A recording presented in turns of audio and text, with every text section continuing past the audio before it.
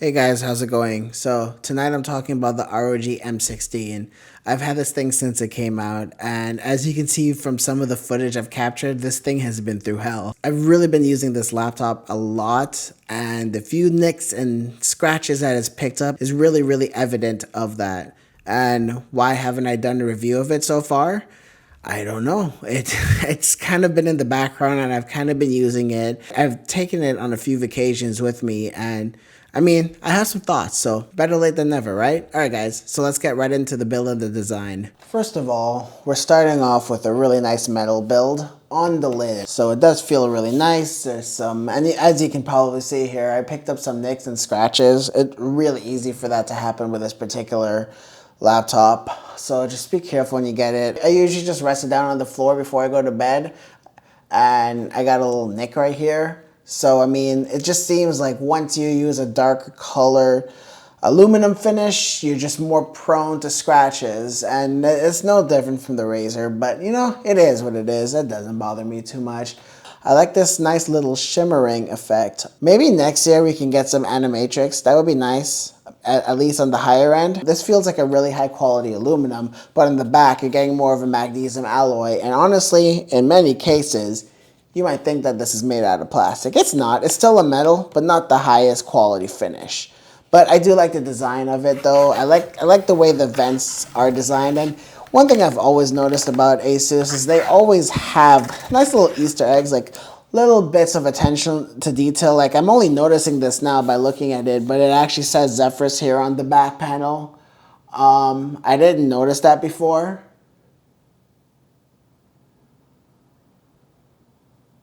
So that's really cool. It's really easy to open too. One hand.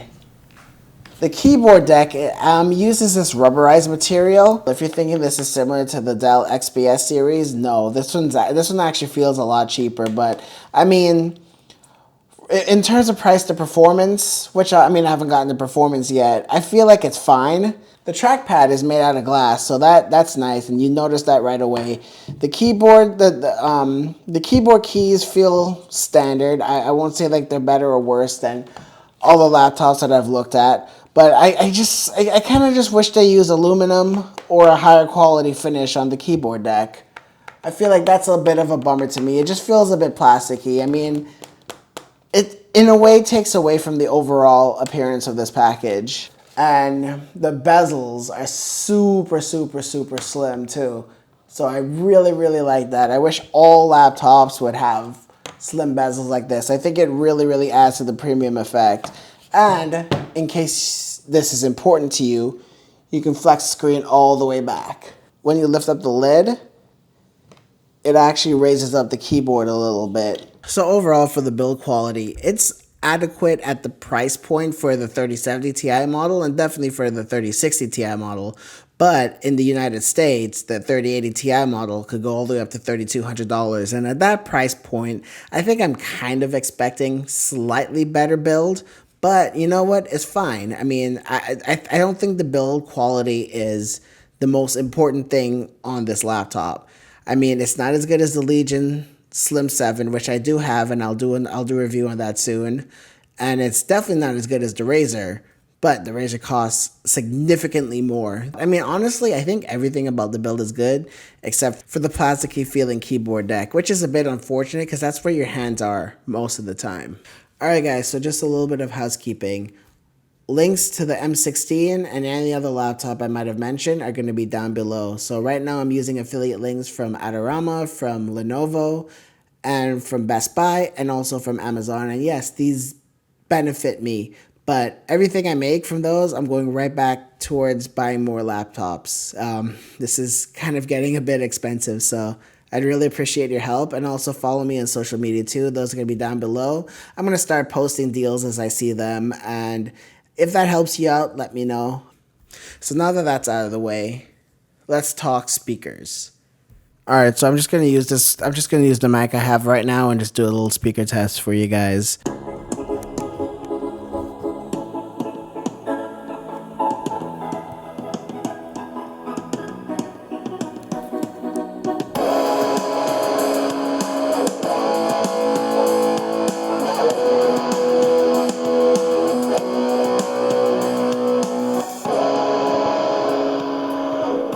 So honestly, Asus does an incredible job with their speakers.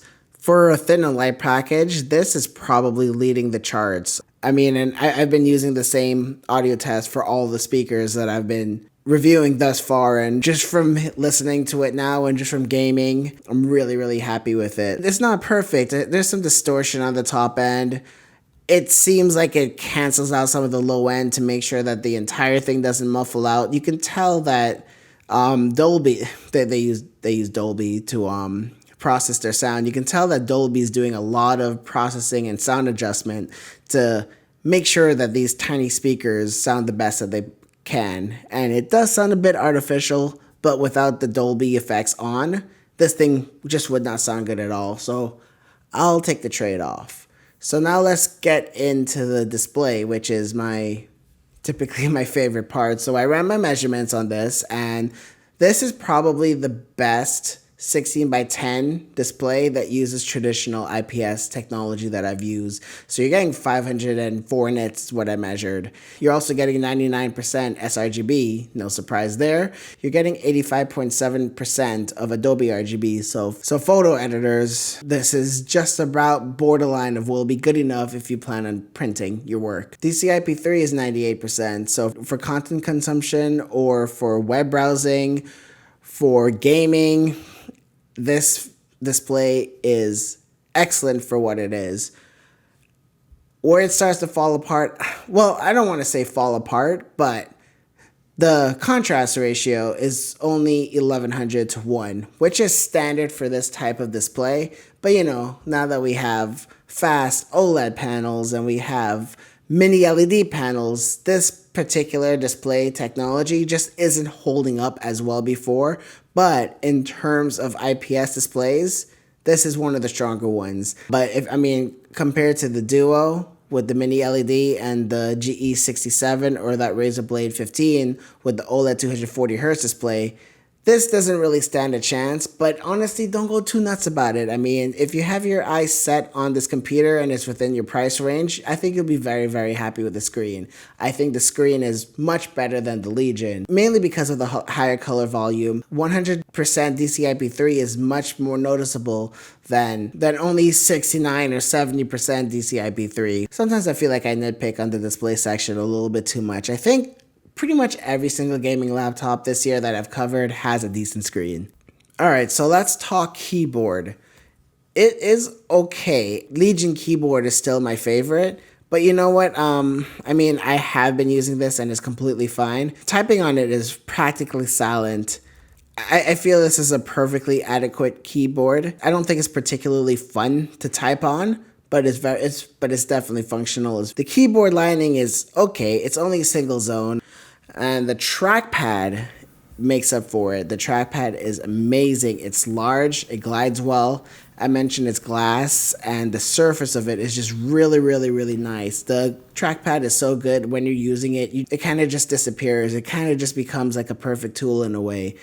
I wish this trackpad was on every single gaming laptop, to be honest. I think this and Razer's trackpad might be my favorite. So one thing that Asus has done that no other laptop has been able to do is get pretty decent battery on an Intel chip. This one has a 12900H. I can get like 6 to 7 hours on this laptop doing fairly intense productivity work, which is not really possible on a lot of the other laptops I tested. Usually you're getting 3 to 4 hours. If I would lower the brightness, I can probably get like 7 to 8 hours, maybe even 9 hours on a good day. And on top of the good battery, in the Armoury Crate software, if you set it to eco mode and the silent profile, it actually remains fairly silent for most of the day.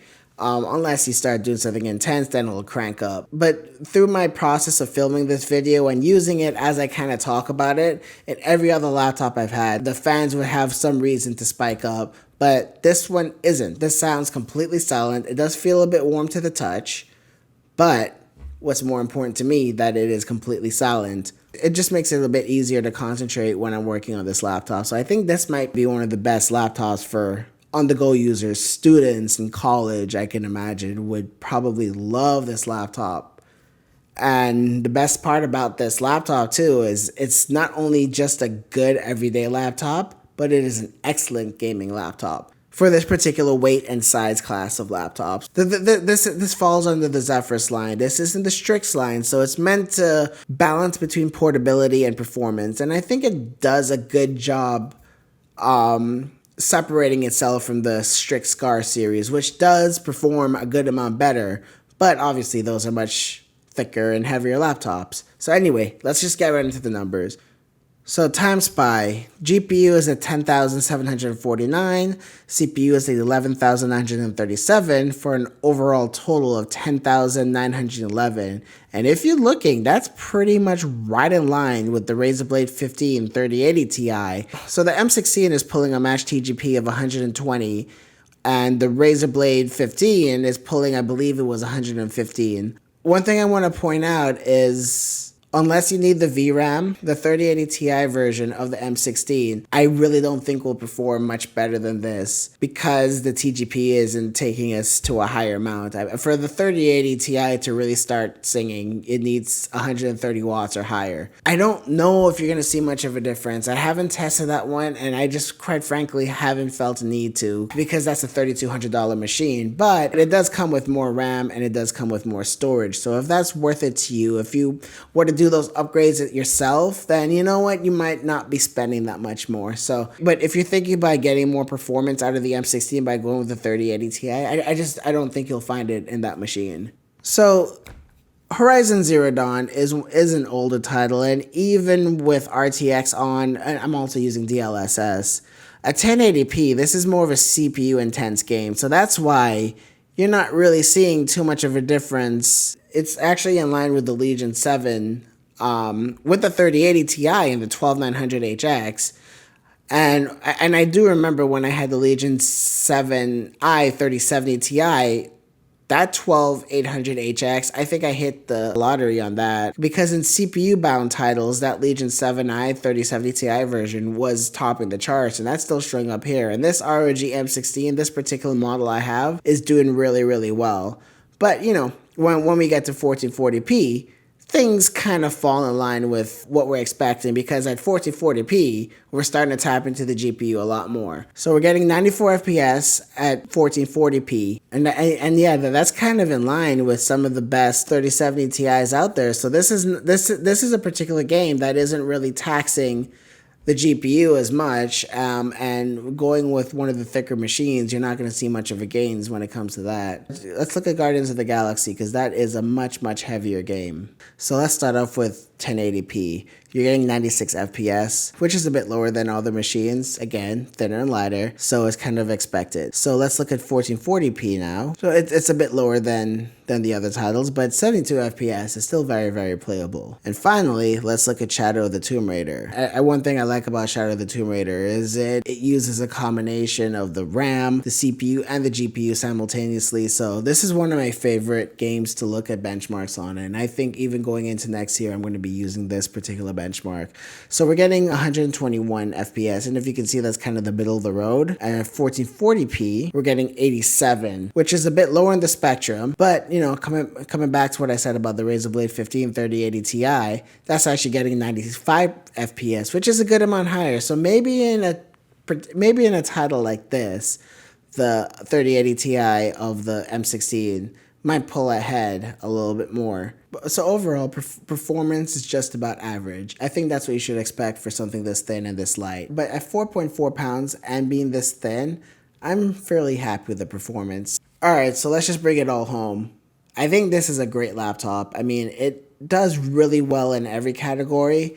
The performance are middling, but I think that's to be expected at this particular size. My only reservations is the build quality. If that's super important to you, then maybe consider the competition. But overall, if you have your eye on this laptop, I'm not seeing anything for me that's like a hard no to steer you away from it. So yeah, if that helps, give this video a like, subscribe to my channel if you want to see more gaming laptops, and whatever other random piece of tech I get my hands on. But mostly it's going to be gaming laptops. But yeah, thanks. I'll see you guys in the next one.